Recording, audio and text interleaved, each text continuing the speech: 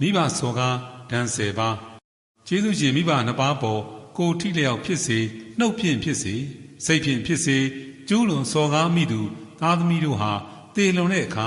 ငရဲကြောက်ရောက်နိုင်သလိုနောင်ဘဝမှာလည်းဒုက္ခဆင်းရဲခြင်းအပြစ်ဒဏ်များခံစားရနိုင်တဲ့အပြင်ယခုမျက်မှောက်ဘဝမှာလည်းဘေးဆိုးကြီး10မျိုးနဲ့ကြုံတွေ့ရတတ်ပါတယ်။အဲ့ဒီဘေးဆိုးရန်ဆိုး10မျိုးကတော့1ကြမ်းကြုတ်ဆိုးဝါးတဲ့ဝေဒနာခံစားရခြင်း2ကိုယ်ခန္ဓာပျက်စီးခြင်း3အနာရောဂါထူပြောခြင်း4ယူသွတ်ခြင်း5မင်းပြစ်မင်းတန်တင်ခြင်း6အကြီးအကျယ်ဆွတ်ဆွဲခံရခြင်း9သားသမီးခင်မွန်းဇနီးဆွေမျိုးသားချင်းများပျက်စီးခြင်း8စီးစိမ်ချမ်းသာပျက်စီးဆုံးရှုံးခြင်း9နေအိမ်ဥစ္စာပစ္စည်းတို့မိသင့်လောင်ခံရခြင်း